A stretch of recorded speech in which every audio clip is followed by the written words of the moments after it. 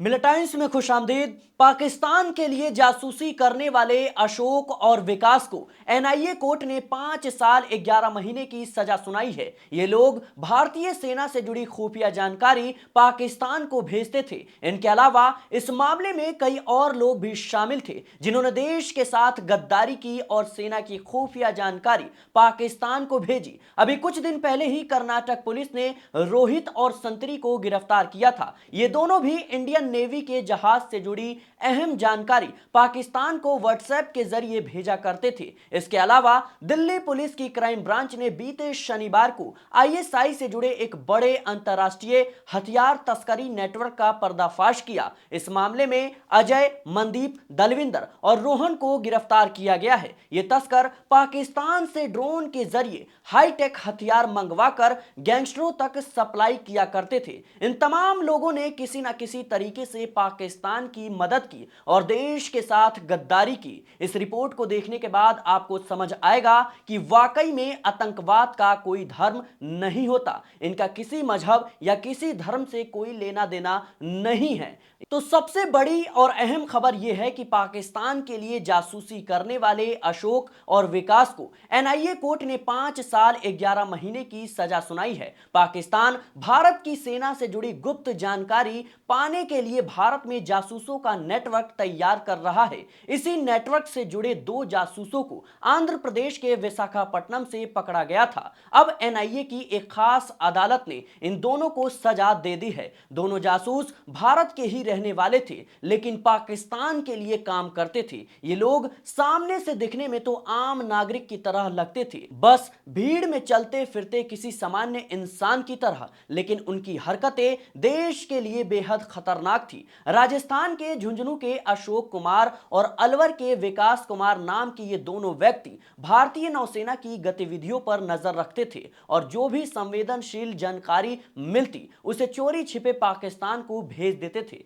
दिसंबर 2019 में माहौल तब गर्म हुआ जब अशोक को मुंबई से और विकास को कर्नाटक के कारवार से गिरफ्तार किया गया। उनकी गिरफ्तारी ने जैसे एक बड़ा दरवाजा खोल दिया जिसके पीछे छुपा था 15 लोगों का एक पूरा जासूसी नेटवर्क, जिसके धागे भारत से होते हुए पाकिस्तान तक जा रहे थे। एनआईए ने जून 2020 में 14 आरोपियों पर आरोप पत्र दाखिल किया और मार्च 2021 में एक और नाम जोड़कर पूरक आरोप पत्र भी सौंपा। समय बीतता गया और धीरे धीरे सच सामने आता गया। इन 15 में से 8 लोगों को अदालत पहले ही दोषी ठहरा चुकी थी जबकि बाकी पर मुकदमा चल रहा था। इसी लंबे कानूनी संघर्ष के दौरान अब एनआईए की विशेष अदालत ने अशोक और विकास को यूएपीए की धारा 18 और आधिकारिक गोपनीयता अधिनियम की धारा 3 के तहत 5 साल 11 महीने की साधारण कैद की सजा सुनाई है। साथ ही 5,000 रुपए का जुर्माना भी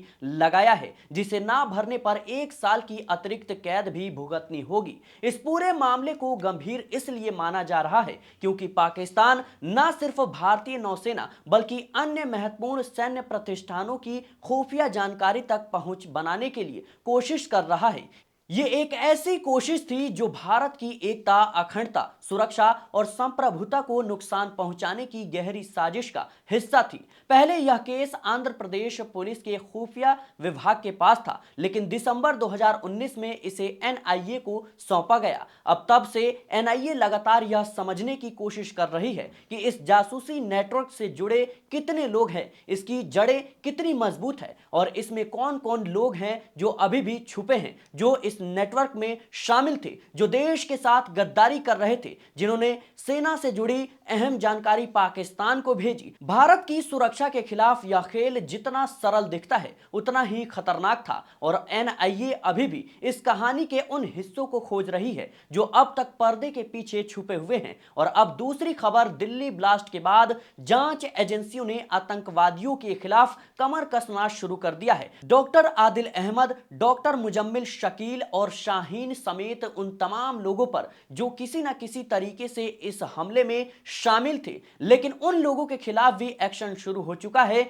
जो पर्दे के पीछे से देश के साथ गद्दारी कर रहे थे। इसी कड़ी में 22 नवंबर 2025 की खबर है कि कर्नाटक के मालपे में पुलिस ने 2 व्यक्तियों को गिरफ्तार किया है जिन पर भारत के नौसैनिक जहाजों से जुड़ी गोपनीय जानकारी लीक करने का आरोप है। यह जानकारी कोचिन शिप यार्ड से जुड़ी थी। यह मामला तब सामने आया जब कोचिन शिप यार्ड के सीईओ ने पुलिस से शिकायत की कि उनके यहां काम करने वाले सब कॉन्ट्रैक्टर के अधीन एक कर्मचारी रोहित, जो उत्तर प्रदेश के सुल्तानपुर का रहने वाला है और इंसुलेटर के रूप में काम करता था, भारतीय नौसेना के जहाजों की संख्या और अन्य महत्वपूर्ण जानकारी व्हाट्सएप के जरिए पाकिस्तान को भेज रहा है। रोहित पहले कोचिन शिपयार्ड लिमिटेड, कोची, केरल में काम करता था और वहीं से वह नौसैनिक जहाजों की जानकारी चुपके से जुटाता रहा। जांच में खुलासा हुआ कि उसने कोची में अपने एक दोस्त से भी गोपनीय जानकारी जुटाई और उसे बिना अनुमति एक अनजान व्यक्ति को भेज दिया,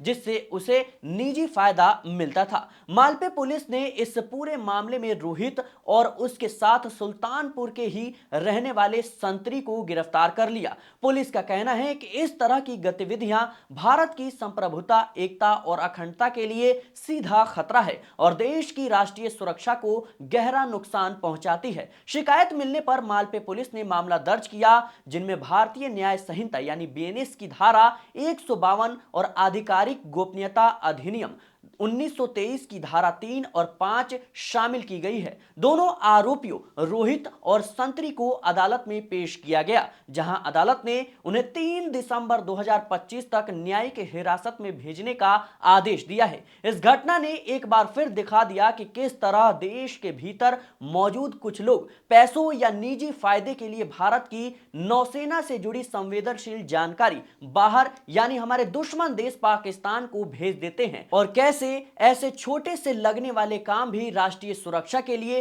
बड़े खतरे में बदल जाते हैं। इसके अलावा दिल्ली पुलिस की क्राइम ब्रांच ने बीते शनिवार को आईएसआई से जुड़े एक बड़े अंतरराष्ट्रीय हथियार तस्करी नेटवर्क का पर्दाफाश किया। पुलिस ने बताया कि इस गिरोह से जुड़े 4 तस्करों अजय, मनदीप, दलविंदर और रोहन को गिरफ्तार किया गया है। ये तस्कर पाकिस्तान से ड्रोन के जरिए हाईटेक हथियार मंगवाकर लॉरेंस गोगी जैसे गैंगस्टरों तक सप्लाई किया करते थे। पुलिस को सूचना मिली थी कि कुछ लोग दिल्ली में हाईटेक हथियार पहुंचाने वाले हैं, जिसके बाद रोहिणी इलाके में चुपचाप जाल बिछाया गया और एक एक करके 4 तस्करों मनदीप, अजय, दलविंदर और रोहन को, एक बार फिर से आप नाम सुनिए, मनदीप, अजय, दलविंदर और रोहन को मौके से ही पकड़ लिया गया। जब पुलिस ने उनके पास से तुर्की और चीन में बने 10 हाईटेक पिस्टल और 92 जिंदा कारतूस बरामद किए तो यह साफ हो गया कि उनके पीछे कोई बड़ा पैसे से भरा नेटवर्क काम कर रहा है।